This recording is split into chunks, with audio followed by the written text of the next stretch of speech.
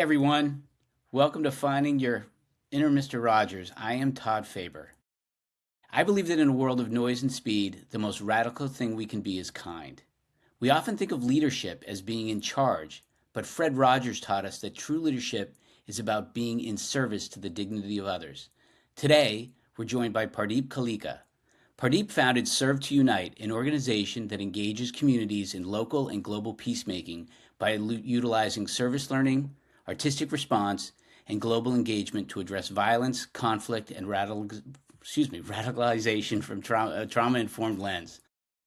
After his father was killed in the 2012 Sikh temple shooting in Oak Creek, Wisconsin, Pardeep chose to reach out to a former skinhead to understand hate, and together they co-authored The Gift of Our Wounds. This book details their joint efforts to heal, focus on replacing hatred with compassion, and fostering understanding between different communities.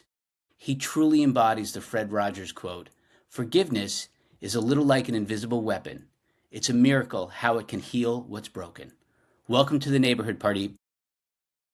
Thank you so much, Todd. It's great to be on. It's great to be on with your audience. Wishing everybody the best out there, and yeah, just excited to be on with you, Todd. Well, I'm excited to have you. You know, you are a truly remarkable individual, and you're just a perfect person to have to spread, the concept of kindness and compassion Thank you. to the world. And you've been doing it for years. So I'm so thrilled that you were willing to join me. So kind of want to jump in a little bit and talk about something that I've always thought a lot about, and it's the concept of Fred Rogers, which is to look for the helpers in times of tragedy. In the wake of the shooting that included your father, you didn't just look for the helpers, right? You actually became one by reaching out to someone from the very world that took your dad. How did you find the strength to seek out connection when every instinct might be telling somebody else to retreat into anger? I mean, Mm. it's a normal reaction, right? And you didn't do that. Yeah, yeah. Honestly speaking, all those feelings I don't think the instinct to connect places any anger, but it all works alongside it. So after Oak Creek, I felt that rage, I felt grief, I felt confusion, just like anybody would feel. But I think for me, in the community, the turning point wasn't suppressing those feelings, but asking, what are they calling us to do? What are those feelings calling us to reach to a deeper depth that we have? For me, obviously, it was reaching out to somebody from what would have understood as the other side. But the more and more that, like the conversations that we had, the friendship that we have, just kind of let me know that there almost is no other side. There is only, just the side that we understand as humanity. And if hate gets you to shrink your world away from that, um, then ultimately you've lost a bit of yours. And that was not only so for me, looking for the helpers or looking to be a helper myself was the help in itself. Um, Leadership in moments like that, when the world is trying to close you off, it's to be kind of resiliently expansive, meaning that, if the world is trying to close you off because of the hurt or the pain that you feel, um, and it is, I don't want to minimize anybody's pain, either that's out there or anybody that's from the Sikh community, but choosing to be expansive uh, in those moments is what led to kind of what we kind of would understand as forgiveness. I I actually have never heard it sort of posed that way, the idea of being expansive like that, but it's true. And I think to your larger point, when we choose not to point fingers, right? Or say there's another side, there is a greater opportunity to heal and to lead. And I think it's remarkable that you were able to do that. I mean, I don't know if I could have. I'll be honest with you. I don't know. I mean, maybe once you're in a situation, you could find it, but I think the fact that you were able to gives hope to a lot of people who don't feel like they could. Yeah, obviously, like in those situations, and when somebody does feel like they're hurt or they're rejected or they're going through struggles and pains, right? Contraction can feel much safer. And so, yeah, to kind of, and maybe this is a part of just watching everybody. So I don't want to take any kind of like personal credit for this, but I'm surrounded by community of helpers, community of healers, community of faith. This was very much an interfaith community as well. When the shooting happened itself, there were so many faith members who showed up to the temple that day, and that was the first time that I saw an interfaith response, where Christians, Muslims, Jews, Buddhists, Baha'is, people who atheists, agnostic, who showed up, and I think seeing that courage allowed us to be, again, like not like more expansive. Well, it's interesting because when you talk about the fact that you had all these different groups, right, and different religions who have, you know, a different belief system on the face of what they put out there, but at the very core, it comes back to what you were talking about earlier with humanity. And I feel like when you're able to show that you can have humanity, it transcends sort of those differences that we see on the face of things. And the fact that, again, you had various faith groups showing up in support of what your particular faith group was going through was pretty amazing. Yeah, And, yeah, I've and, I, never and felt. I'd like to think that gave you hope as part of this too, to heal. Yeah, I think there's something. There's a common thread within our faith communities, right? And it's very sacred to Sikhism, but it's also sacred to many texts. And then this is that we are all one. And sometimes it is pain that reminds us to say, hey, like, you know what? I show up and empathy is, again, compassion is our greatest weapon against hate. And so I think just kind of seeing that early on, again, also feeling those feelings of just natural feelings of rage, anger. Right. I'm no stranger to any of this. I've been here for a very long time, meaning like the United States. My parents immigrated when we were 6 years old. I was 6 years old. So I'm a first generation immigrant who earned his citizenship and became a police officer in the city of Milwaukee. I policed some of the roughest neighborhoods in Milwaukee.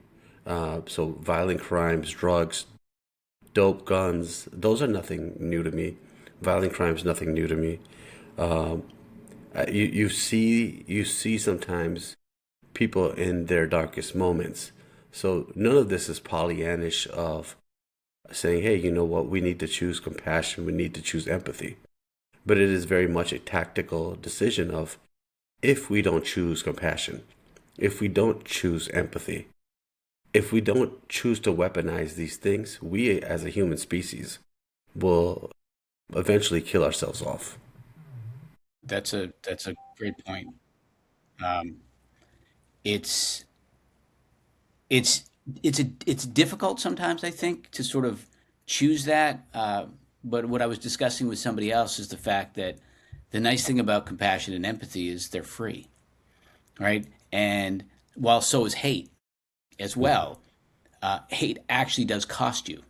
It costs you in terms of how you feel, right? And it creates anxiety and tension and stress, whereas compassion and empathy are almost a reliefs in some respects. And so the fact that that's kind of a focus. Thinking about obviously these organizations serve to unite. I mean, the underpinnings of it obviously is to try to bring peace into schools, right? And we talk about the world is divided, It just is. It's divided for a number of different reasons. None of them are right, but it still is. And so my question is, as you talk to schools and you talk to kids, especially children, and you look at them, they're neighbors, right? We are all neighbors in some respect because we're all here on planet Earth. But when you see somebody who prays differently, how do you express to them, as especially the children, that even though they're pray differently, they're not a threat, but they're a vital and important part of what we would consider this neighborhood? So how is it that you guys sort of approach that when you're in the schools? Yeah, I mean, whether you're in the school or communities, kids don't start with hate. Oftentimes they learn it, right? Often they learn it indirectly, or they're modeled it, or they see it somehow, some way. We've divided ourselves by identity, by race, by class, by whatever it is, right? We have creative ways of dividing ourselves. And for me, it is very much in line with my faith. And again, I say this with understanding lots of our faiths. Our journey here on this earth is that we're created in beautiful diversity. And beautiful diversity allows us to come to this earth in a different skin, in a different color, in a different way of life, a different culture, right? And the big mission and the way that human beings are different, and when I say honoring our humanity, right? The greatest portion of humanity understands and says, okay, I came here in this different skin, but for me, if I can get to a place of consciousness like the Fred Rogers of the world have, then I can understand that, it's easy for me to like the people who look like us, walk like us, talk like us, dress Of like course. us, eat like us, pray like us, right? Love like us.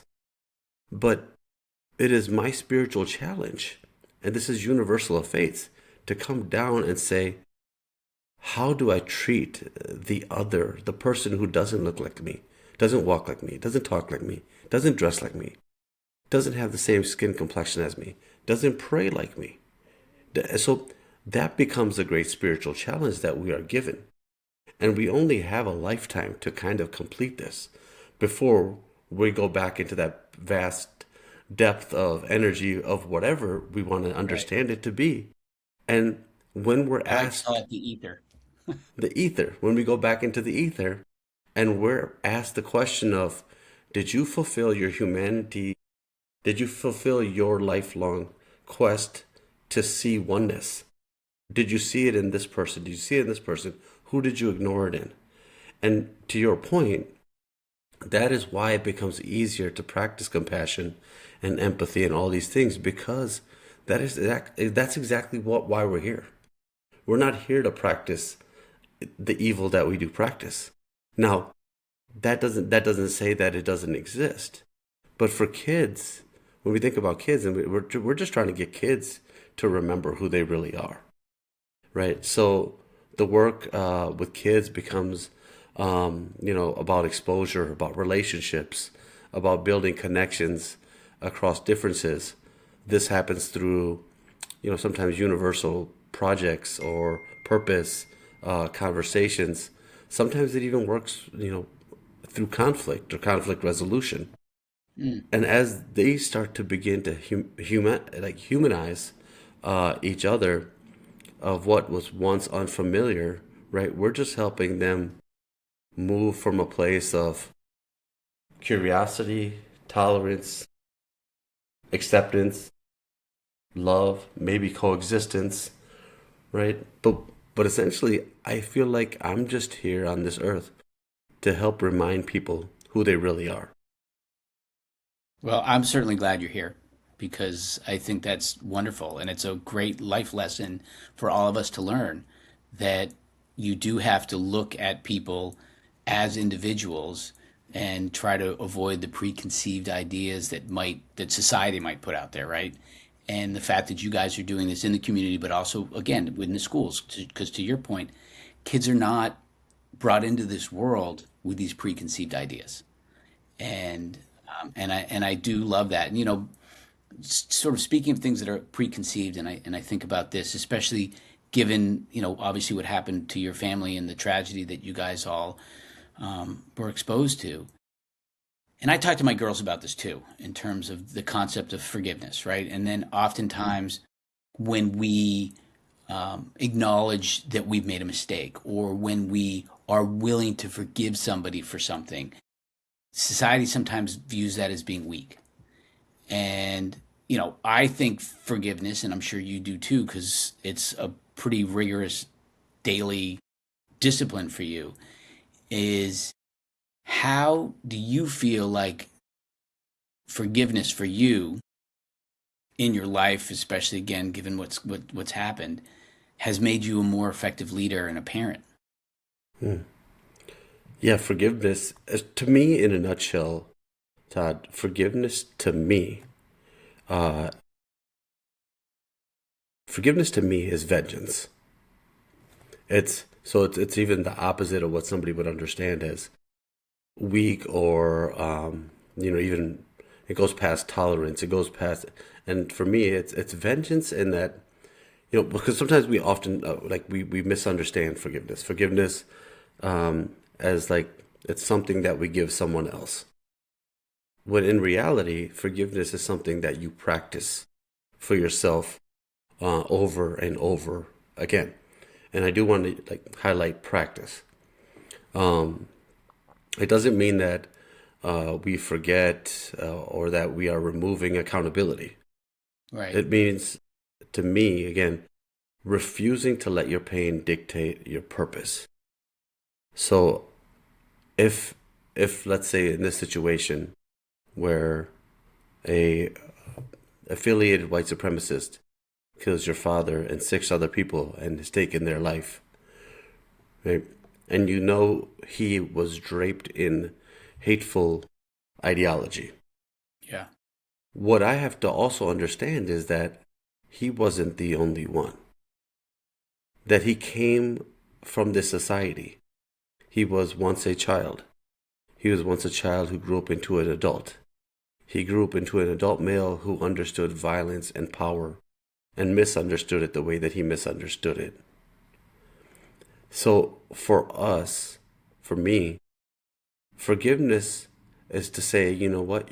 Not that you didn't matter, or you're like, even for the shooter himself, it's not to say like, hey, listen, you know what? I'm just, removing you from any power that you have. It's not just about that, but it's about taking accountability and responsibility myself and saying, how can I come back to being a great community member, a phenomenal person? Some of the same things that I started off in this journey with. Or am I going to let you sabotage my life so that I Mm. become so dysfunctional that I no longer can be a good community member? I no longer can be the person I was meant to be. I can't be a father. I can't be a husband. Oftentimes, people who sort of hold forgiveness back, sort of hold themselves back as if they're a hostage in this situation. And for me, it's the freedom to reclaim yourself. But within that freedom, there is an element of forgiveness equating vengeance, not against the person, Right. but against the energy of separation and evil. So you feel like the concept of forgiveness has to come for you before it can come for anybody else. It has to be a practice that I am willing to engage in. Yeah. Okay. Yep. No, I that's again, there's a sign of strength there that you clearly have, because it is hard to do that. Even though I don't see it as a sign of weakness at all, it still is hard to sort of view it through that lens, right? That I've got to be able to kind of internalize what happened or what's gone on and figure out a way past it for me so that I can then allow myself to move forward, to your point, the way you were supposed to, right? And not have it irreparably change who you are. And because as a result of that, if you do, I tend to think you're then doing a disservice to all the people that you could be helping, Yep. right? Yep. So, And even just even super personally, right? If you're, and let's just say, let's remove kind of obviously what happened on August 5th and kind of the grand scale of that shooting, right, being the deadliest hate crime committed in nearly 50 years, right? So let's remove that. Let's just talk personally, like to people's lives, and just say, okay, the person that you are not forgiving right now, that person still has at least a little bit of power over you. Whether you cannot say their name, whether you can't think of their thought, what like that person is triggering you, right? Maybe if it was a family member or a parent or somebody else that you're like, you know what, I can't stand them. Whoever, so in a way, I would love people to be vengeful and view it as vengeance and the reclamation of who you should have been all along. But now even the thought of that person, right? Because we often do personify who we need to forgive, right? That person is holding your freedom and just your ability to be who you're going to be hostage. No, I love that, and we always sort of look at the concept of vengeance in this negative connotation, but I see how you're using that word as a way to kind of lift yourself up and find your forgiveness and find your path again, right? Because we lose our path, we lose our way when something happens to us, and it's imperative that we try to get back on that path. And obviously, you've found a way to do that, but it clearly takes work. I mean, Yeah, there's most of the people that I've dealt with, either within my counseling or reentry or de-radicalization work, most of them are males. yeah, Most of the people who commit kind of violent crimes are males. So I think, within the feminine and the masculine, it seems that the feminine sort of has this kind of emotional intelligence already understood in a way. So for me, I feel like my job here, my role is to maybe try to bring it to young men or men who may feel broken.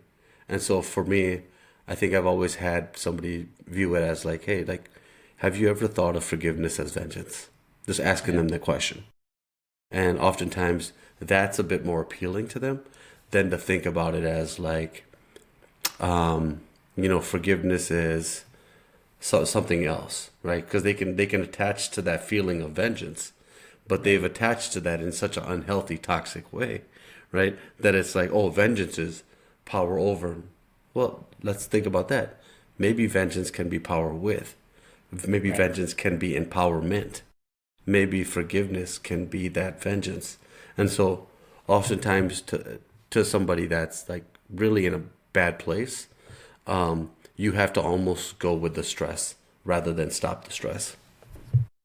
No, that's a great point, and it is funny when you talk about the fact it's true. Women have a much greater emotional intelligence. I mean, I don't know if you and I talked about this. I mean, I know you've got your boys, and I have my girls.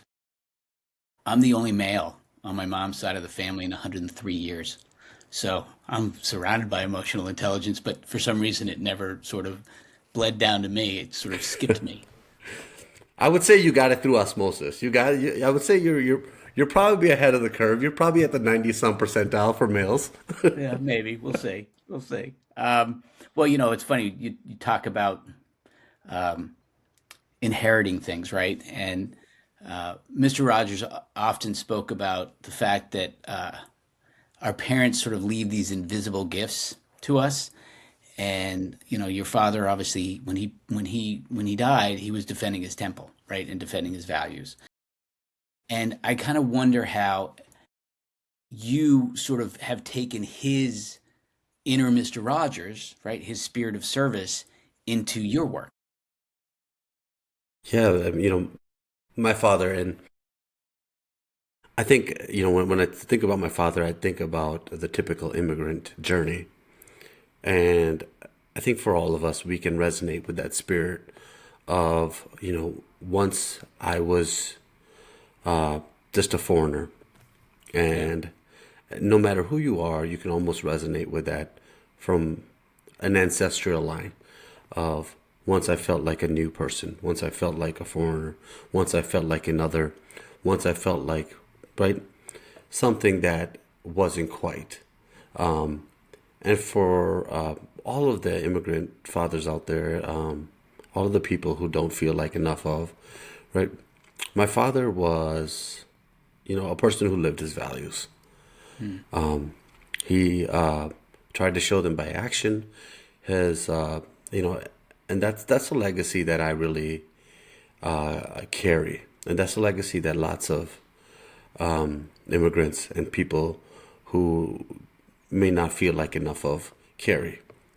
Right. His courage wasn't just abstract to me. He tried to defend his, like he was the president of the Sikh Temple of Wisconsin. He was one of the founders. He, that was his dream. So he died in the place that he helped build. He also died fighting a gunman with a butter knife. And that was his last act of action. Yeah. Right? And so his last act of action was rooted in service of protection of others. And when I work with people who either have caused harm, I try to hold that same standard, or are harmed. I try to hold that same standard to see humanity in them, while not losing sight of any one of our responsibilities. If I can be someone, if I can help someone step away from violence, that's one way of continuing in his work. If I can help somebody who has been harmed, that is continuing on in his work. And again, it's continuing on in the lives of those that we lose too early. It is continuing on with the lives of people that, the listeners may have lost, but there's a whole legacy of people who have come before you, and there will be a whole legacy of people that come behind us. Yeah. And I think I share the same dream that as you share, and as anybody else shares who is a loving father, a loving husband, a loving mother, a loving wife, is that we just want to create a world that's better for our children than the one that we inherited. That is no different across religion, ethnic, uh, racial lines. No matter who you are, you just try to say, hey, when I leave this world and when I return back to that ether, um, I'm going to return back knowing that I tried to give it my all. That's a noble goal, right? And I think, when I instituted the 95% rule with my girls when they were little, where I basically said, your job as a person is to find a way to look sort of beyond yourself and not focus on the people that are up here, but the people that are down there that have been marginalized or need help. And even if it's just putting a smile on somebody's face or trying to, that's an effort that's worth acknowledging, right? And Yeah. if more people could do that, certainly in the world of nonprofits, in the world of social services, even in the corporate world, where if people feel valued, they feel heard, they feel supported, we'll all be better off for it, right? Even if one person is doing it to one other person, to your point, it just makes it a little bit better. So yes, so that when we return to the ether, we can look back and go, okay, I, to your point, I gave it my all, right? But it's hard. You look at the world and there's still a lot of hate there. And, Mr. Rogers used to say that when people are hurt, they're going to lash out, right? And they're going to hurt other people. But people who are healed are going to heal people. And so when you look at that in terms of when you talk about there are people that have been radicalized or that have been hurt, they've both been hurt, right? In order for somebody to be radicalized, they had to have been hurt in some way, shape, or form. And so, how do you use the concept of saying when somebody's healed, they can kind of pay it forward, so to speak, right? In terms of healing somebody else. Yeah, yeah, no, you're right. There's people who are hurt, there's people that are healed, and there's people that are all kind of in the middle of that spectrum, right? All over the place. And I think there's a role for all of us, Yeah. right? I think there's a role for all of us to play within the healing of this. I think, again, another sort of like divine responsibility that we probably have is not just to come down here and recognize the humanity of the other, or who we like doesn't look like us, walk like us, talk like us, dress like us, right?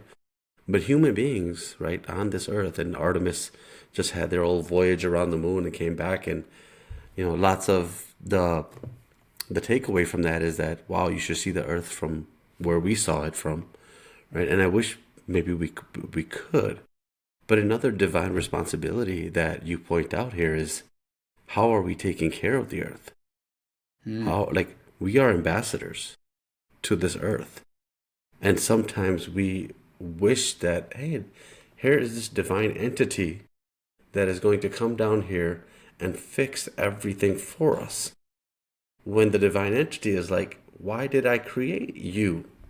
right. And why are you on earth if you're not sort of the micro sponges who are going to help fix things or heal things, At right? least sort of be a caretaker, Exactly. right? Be at Yeah, least be a caretaker, if right. not a healer. So Yeah. I think that does go into our divine responsibility of, again, we want to be down here, and again, I think everybody has this responsibility, whether you're healed or even sometimes when you're hurt. Some of the best healers I have seen have still been kind of on their journey of getting out of a place of hurt. Hmm. But yeah, so that's another whole another podcast of the wounded healer.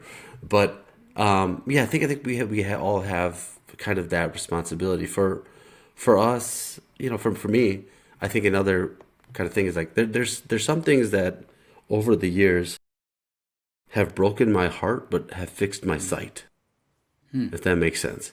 No, Um, that's an interesting concept. Can you give me an example of that, just yeah, so the listeners can sort of understand it? I think I understand it, but I'd love for you to sort of elaborate a little bit. yeah. This the more you see, the more you realize. And the more that you realize, the more that you internalize. And it becomes that, again,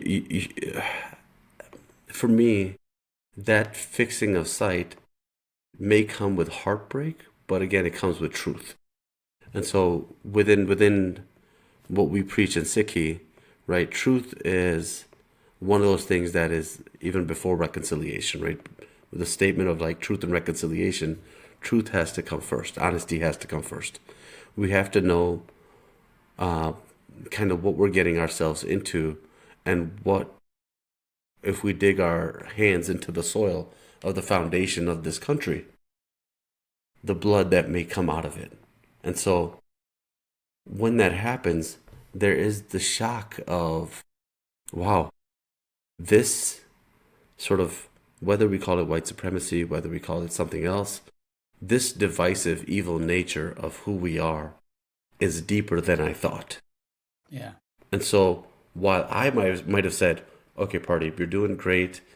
Fred Rogers is doing his part. And I think we all do our parts, right? Todd does his part. But the problem is so overwhelming with humanity around somewhat of like power and other things that it's heartbreaking. Yeah. It's heartbreaking to feel like there's so much evil and greed and divisiveness that still exists, that needs to be worked on, that you almost feel bad for your children. Because then you got to ask yourself the honest question of, did I do enough? Did I do enough? I think by the end of my lifetime, some people's lifetime, I hope that I'm an old man and I'm in a place where I say, I'm ready to go. I'm ready to Yeah. meet. I'm ready, right? Yeah. But I think there's too many people that, and I've seen this over and over again, is that there's so many people who, in their last few years of their lifetime, they're still thinking about, I should have, I could have, I would have, you could have what? You should have what? You would have what? What would you have done? And now you're transitioning and you carry the suffering, not the suffering of what happened, but the suffering of what you didn't do while you were here and in a position to do it, right? And you're carrying that with you. And so when I say like breaks your heart, it breaks your heart to see so much of that happening, and so many people who just kind of, for whatever reasons, they're engaged in it. So I would love to see, just even if it is the small like gesture of just having the courage to have a conversation with somebody who's not like you, right? Somebody who you may disagree with, and it could be as big as being the next Nelson Mandela or the next, but it doesn't have to be that way. Is that we all have a role to play, and when I say like things that will break your heart and but fix your sight, typically I'm speaking about just like the heartbreaking of when you see people who have the ability to fulfill their destiny here, but kind of don't. Yeah, it's interesting when you talk about that because I think a lot of it stems from when you see an overwhelming number of people who don't necessarily think the way they should in terms of viewing others. There is a feeling of helplessness that I think happens for us, and I think that helplessness tends to lead to regret. And instead of looking at like the big picture, right? Like what's going on in the country, what's going on in the world, taking small victories helps offset that a little bit. And that comes down to that one on one presence, right? And you have a lot of difficult conversations, I'm sure, on a weekly basis with listeners. And Fred Rogers used to talk about the concept of peace isn't so much the absence of war, it's the presence of love, right? And so, how do you weave that concept of love into those difficult conversations so that they become less difficult, right? And whether it's in a one-on-one situation when you're providing counseling to somebody, or whether you're in a business setting where you're trying to explain to somebody, hey, this was great, but right, can we do something differently? And that they show there's evidence that there's care and love in what you're doing. But that's a hard thing to do because we tend to sort of get frustrated and myopic in our approach to things.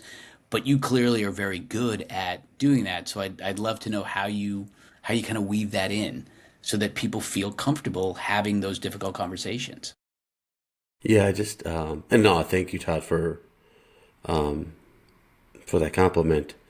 I feel like I'm getting better. I don't feel like I'm perfect. I don't feel like I think we're all kind of on a journey still.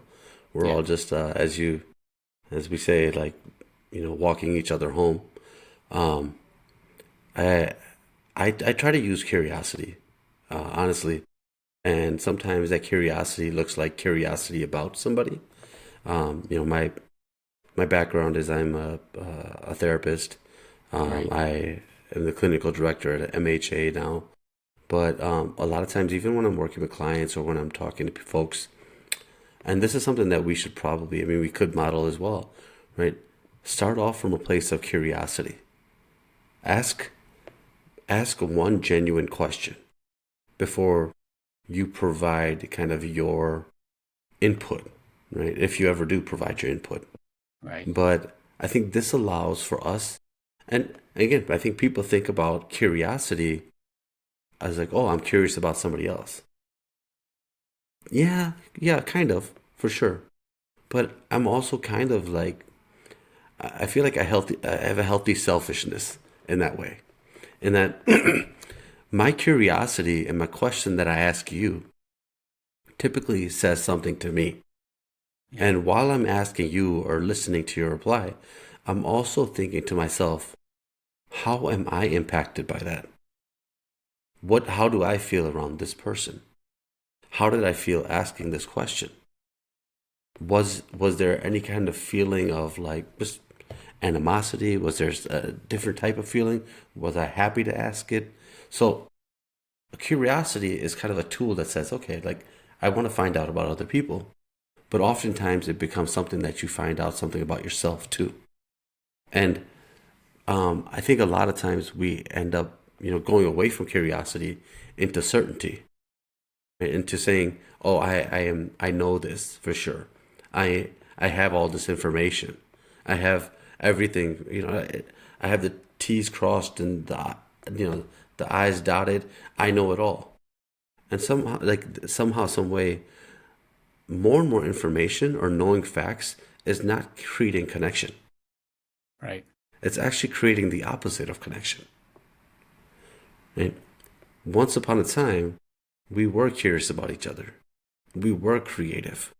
Yeah. We were open.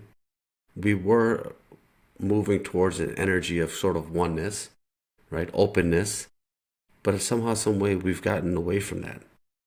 And I would say that it's because we're not asking questions with curiosity. It is we have certainty of this person is this, and I figured them out, and now I know their whole existence. I can explain it away, and so yeah, just I think what I try to use is just asking questions. I get to talk here quite a bit, Yeah.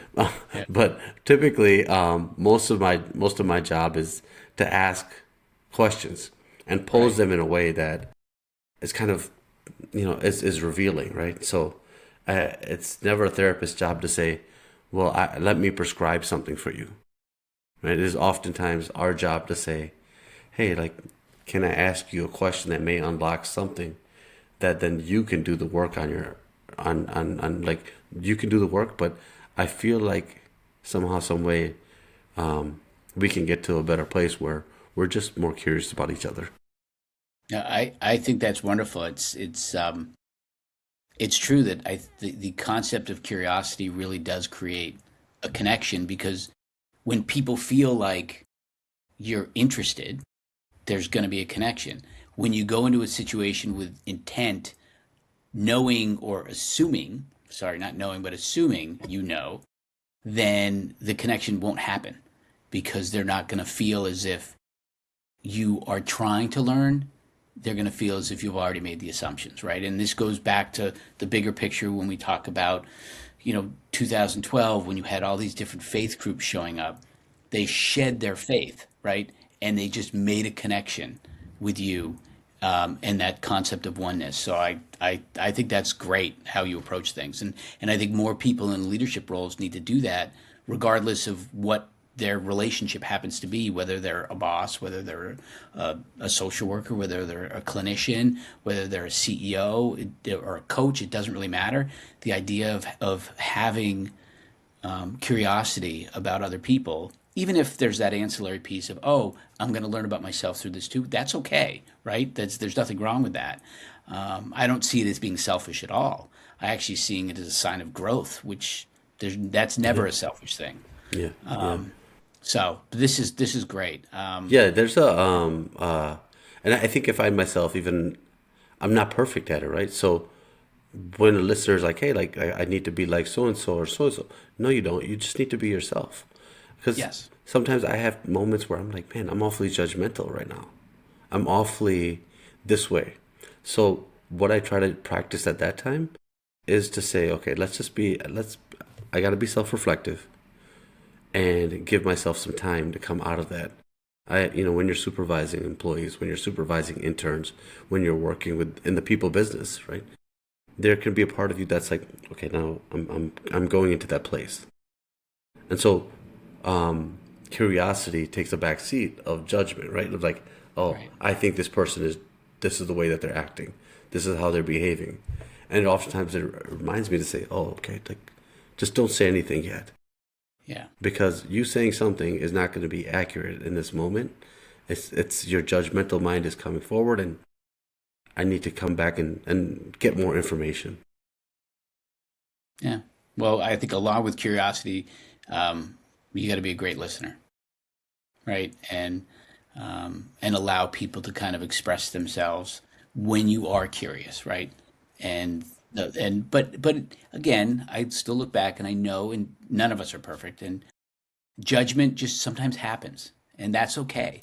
And I think the acknowledgement that you're being judgmental is a 75% of the way towards not being as judgmental, right? It's like anytime we acknowledge where we're deficient, that's a huge step forward in admitting, saying, I'm not perfect, I've made a mistake. How do I move forward? And so I think it's great that you can acknowledge that yourself because without it, you can't be effective at healing people and helping people. So So good. That's awesome. Well, listen, this has been amazing, and I so appreciate learning more about your background. I appreciate you taking so much of your time to do this. I would love to close with something, and please don't take offense if I butcher this. Um, but it's we're not in our place of worship, but we're in my neighborhood, and I like to try to be inclusive and learn more. And so I know this is something that I think in your temple you guys typically say when you leave.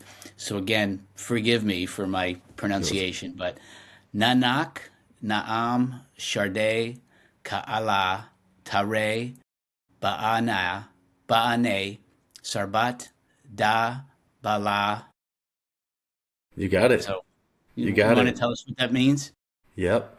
Yep. And when you get used to saying it so much, I'm glad that you slowed it down and kind of said it in a way that um, highlighted those words. Yeah, so altogether, it means in God's name, in Nanak's name, we shall be relentlessly optimistic and work towards the peace and prosperity of all mankind.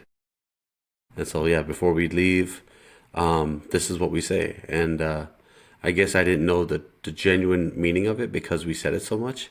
Yeah. And you just kind of recite something without knowing like the depth of where it came from. And so for you to have it come from the depth of your heart, Yeah. um, and to know that, yeah, like this is something that we all could be moving towards. We could No, all be working towards the peace and prosperity of all mankind. I saw it and thought, wow, this is so poignant and such a wonderful thing for people to be able to express.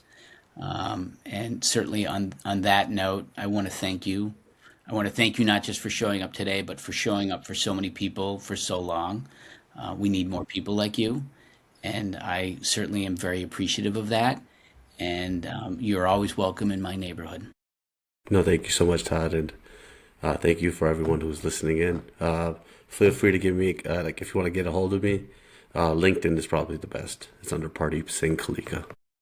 Perfect. All right. Well, everyone, have a great rest of your day, and we'll see you in a couple of weeks. Take care. Take care.